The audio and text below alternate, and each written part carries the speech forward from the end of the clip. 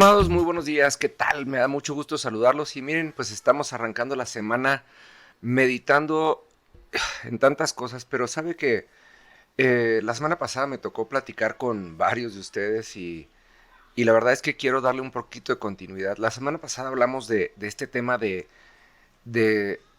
dejar a Dios que Él haga las cosas nuevas y platicando justo con Jorge Gómez, mi amigo, él me decía, ¿te fijas cómo la redacción dice, hago las cosas nuevas? Y aquí es en donde empiezan las cosas que tenemos que entender de la palabra, porque muchas veces nosotros estamos, número uno, pensando, nuestra oración normalmente se centra en el presente, no, más bien nunca se centra en el presente, más bien siempre se centra en el pasado o en el futuro. Queremos que las cosas sean como antes o queremos que Dios haga cosas nuevas en el futuro.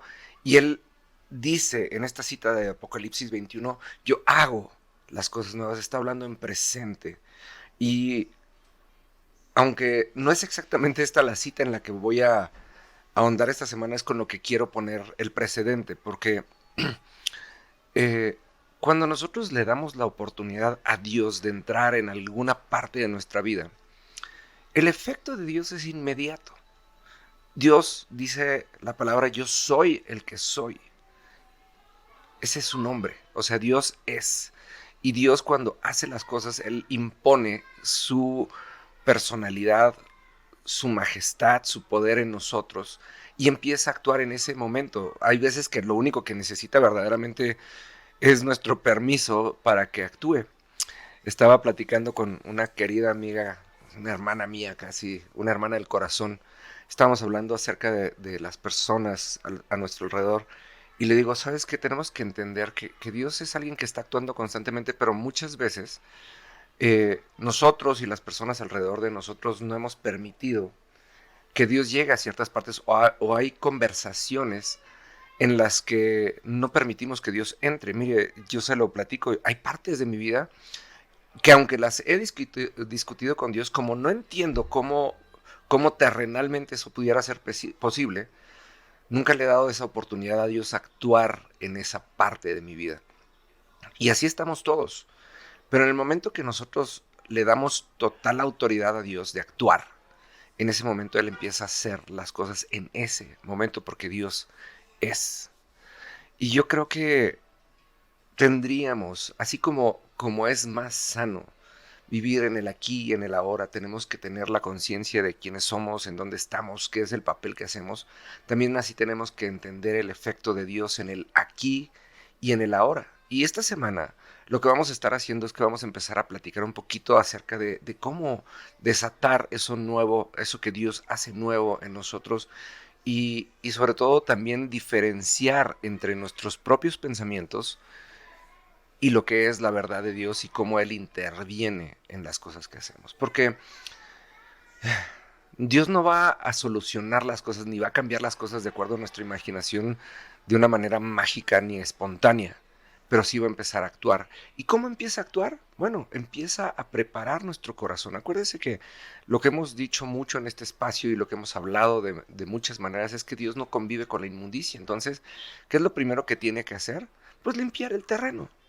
Mire, hay veces que no es tan agradable, pero yo tengo este mismo efecto, esta misma plática con muchos de mis clientes. Como ustedes saben, yo tengo un producto de baja de peso y la gente dice, bueno, ¿cuándo empieza a hacer efecto? Bueno, el efecto es inmediato, pero el efecto no siempre va a ser el inmediato efecto de la baja de peso, sino que cuando consumimos este tipo de productos, lo que hace primeramente el producto es que viene y hace una limpia.